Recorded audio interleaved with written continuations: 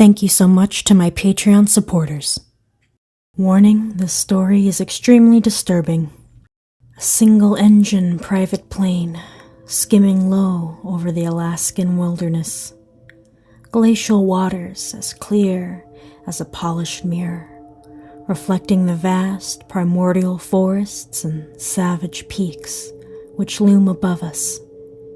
A testament to the stoic grandeur of an earth which existed long before humanity and will continue to endure long after the footnote of our existence has been forgotten. For one glorious moment, it feels as though the world was created just for us. But that was before the engine stalled mid-flight, before the violent plummet and the mercy of a deaf God, before the ground accelerating towards us, all happening much too fast to regain altitude before the crash. An explosion so loud it was silent. Light so bright I saw nothing. Bone-jarring impact. Everything lurching so bad it felt like my soul must have been ripped clean from my body.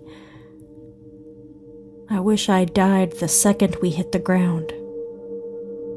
I wish my husband had too. But he lingered in that broken body until nightfall.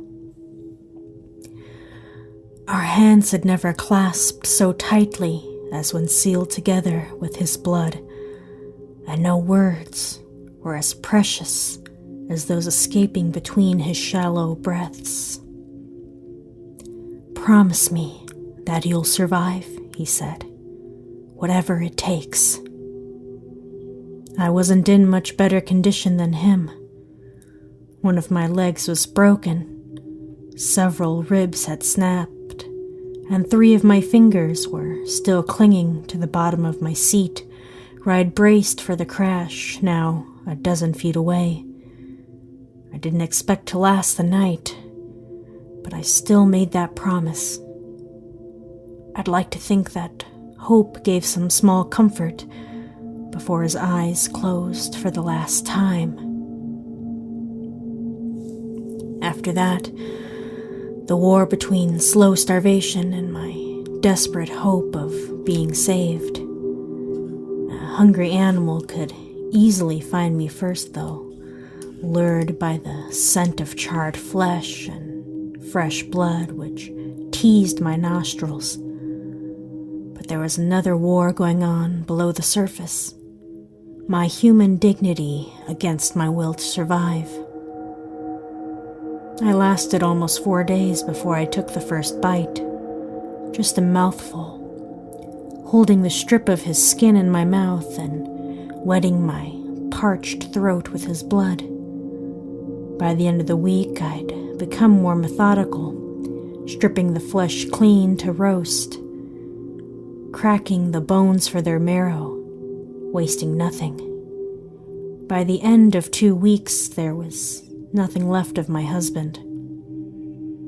I'd given up on ever being rescued, instead starting the long walk back towards civilization. I was amazed at how quickly my leg had healed as I trekked. I felt myself filled with a restless vitality, which I could only attribute to my will to live.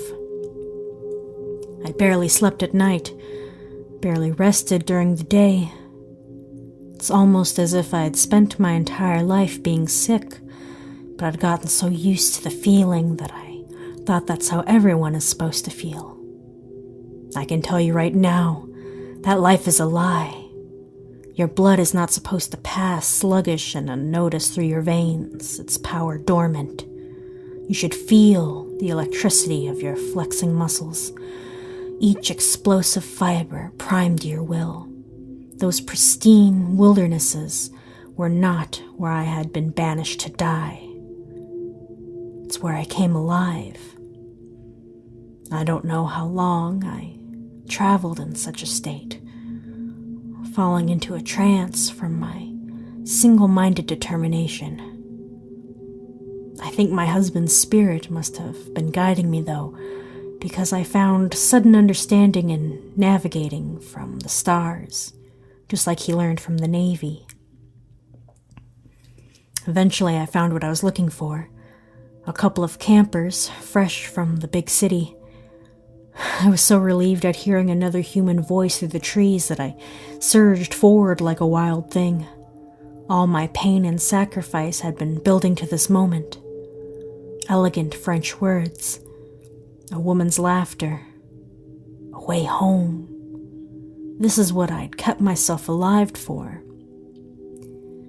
But when I saw them, him panting and sweating to move his grotesque belly, her screaming and carrying on as though I was less than human, well, it just goes to show you that sometimes you need to take a step back in order to see things clearly.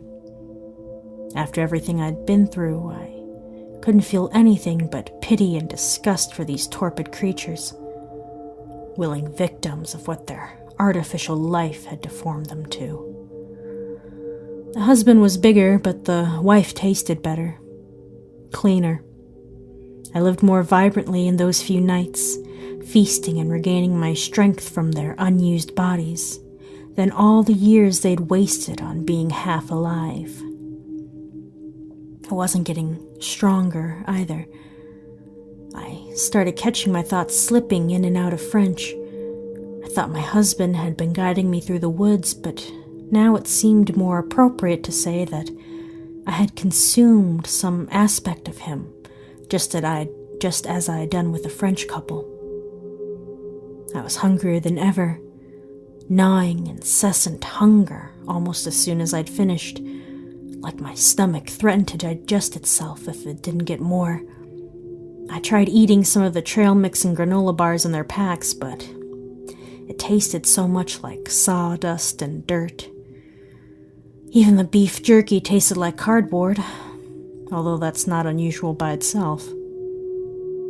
Human meat.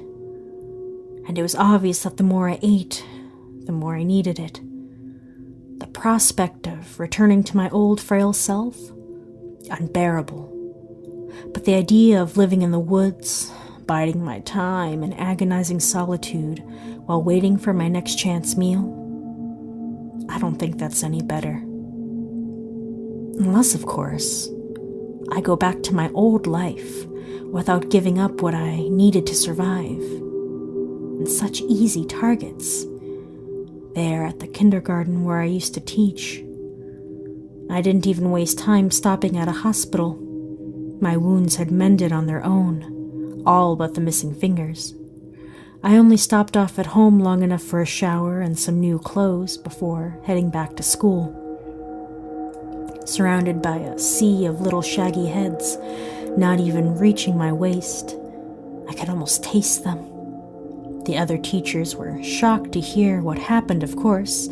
Their version was lighter on the details, but despite their generous offers for help, I insisted that I wanted to be back in the classroom as soon as possible. See, guys, I told you she wasn't dead. That was Roddick. He likes to finger paint. I hope it doesn't have a bad flavor. What happened to your hand? Ew, gross, you're gross. I'd be lying to say if this was the first time I had contemplated Tiffany's horrible demise. You don't have to come back. We were having fun without you, too. Oh, don't you worry, I squatted down to her level. Having me around will be even more exciting. Now take these and hand one out to everyone in the class. I may be hungry, but I'm not an idiot. I'd never be able to take more than 1 or 2 children before causing such a scene that it became impossible to continue. What's she handing out? What is it? Let me see, Sandy shouted. It's a permission slip, I told her. We're going on a field trip. You, me, the whole class. We're going camping. It's not just the taste that makes children special. It's their innocence. And if I ever want to start over and live a normal life, then I'm going to need to eat until I'm innocent again, too.